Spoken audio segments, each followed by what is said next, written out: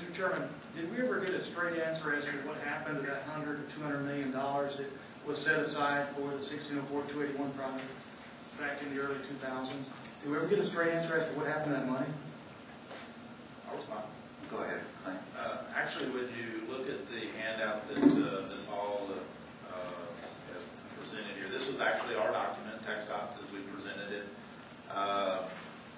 Inside of Loop 1604, US 281 is an expressway type section with frontage roads, access roads, and main lanes.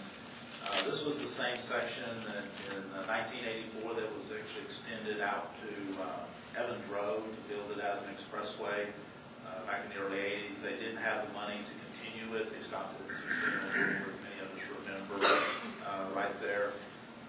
As we began to look at going further out beyond 1604 towards the county line and planning beyond Bexar County into Comal County, we looked at the city's major thoroughfare plans. Developers were coming in. Subdivisions were building out in Bexar County, out towards the county line.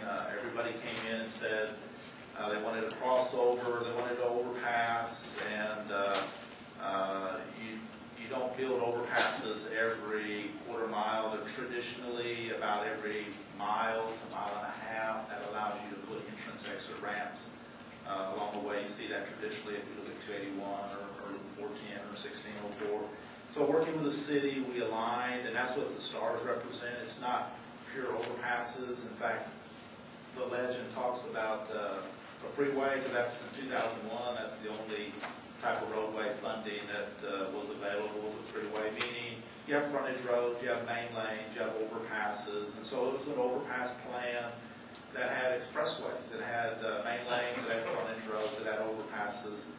The stars indicate where those overpasses would be. So developers came in and they built the infrastructure according to the city's unified development code. Everyone knew where those overpasses would be, so that Stone Oak would come in at a certain location and it would have an overpass. Wolverine Road existed. There was a new one that was being planned, Wilderness Oaks, and exactly where it was going to go, we didn't know exactly, but working with the city, we knew that we needed one between, before you got to Wolverine Road, that would give us spacing long-term for entrance exit ramps. When you look at the funding that Ms. Hall talked about, actually the dark color that is on there from 2.5 miles north of 1604 to the Comal County line at $48 million. That's also shown in the legend as long-range planning. That was project money that was anticipated somewhere in the 25-year horizon. It was not actually money that was in our 10-year plan. The dollars that we had available amounted to $57 billion that were identified by the MPO. About $25 million of that was actually discretionary dollars that the district engineer and our transportation commission actually used to put on that roadway itself. But there was only $57 million. As we completed the environmental document, we let the project, it actually let for $78 billion. But when you look at the decisions by this MPO policy board in 2004, we recognize that going to Stone Oak wasn't going to solve the congestion long term. We needed to get out to Borgfeld. When you looked at congestion levels on Loop 1604, in particular from 151 or south of 151 on over towards IH-35 and really over to Interstate 10, we needed to look at ways to solve congestion. We also needed to look south of 151 as well, but the environmental document that was developed in order to move forward started 151, and we looked at this whole plan as a way of meeting the congestion levels, because as you see here, there was only $57 million that wasn't going to get all of US 281.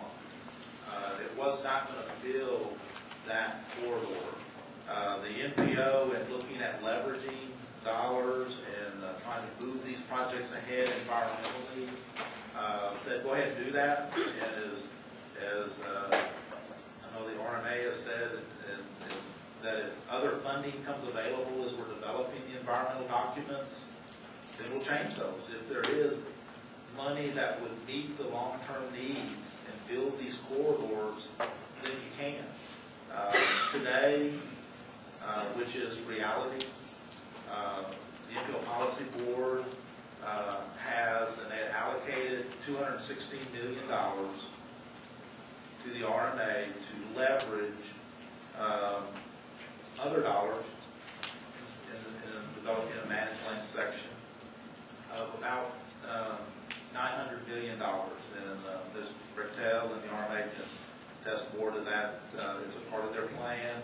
And that plan would build all of US 281 from 1604 to Borgfeld, and then from Military on the west side over to Redmond Road, which is about 125 lane miles of roadway. One thing you have to look at when you look at the dollars is it's a total cost.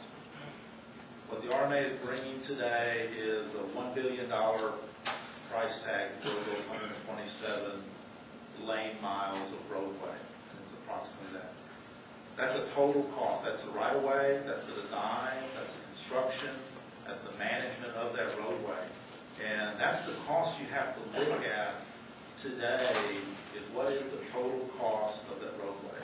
And if we focus just on 281, then we don't see Loop 1604 implemented.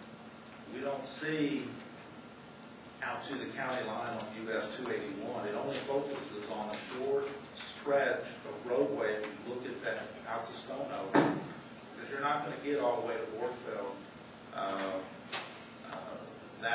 There's a price tag on that. The RMA did a letting on that. They have an actual bid on that corridor, a total cost bid, and it's a lot more than $57 billion. And I think I also want to comment kind of back to Sid's comment when he talked about the long-range plan.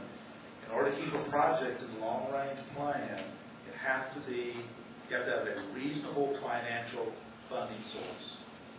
Today, that reasonable financial funding source is US 281 from 1604 to Borgfeld, to build Loop 1604 from Military on the west to Redmond Road, is using the equity, $216 million, plus the revenues, the bonding, TIFIA loans that the RMA can get to implement that project. That is the financial constraint that we have today to build those roads.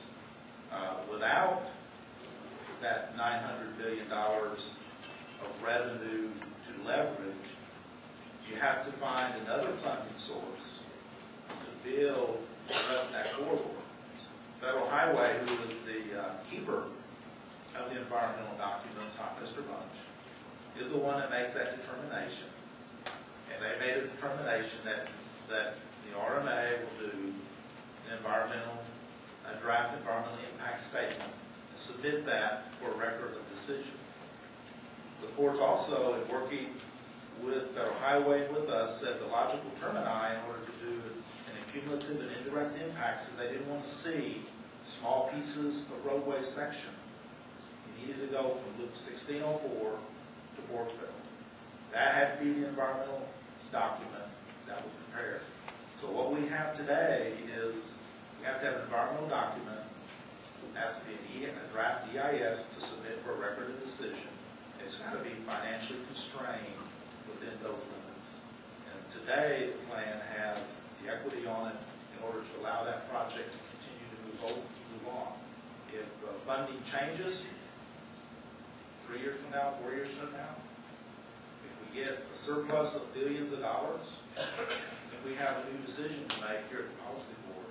But today, the reasonable funding source is what we have with the gas tax today, which we have $216 billion, and we have the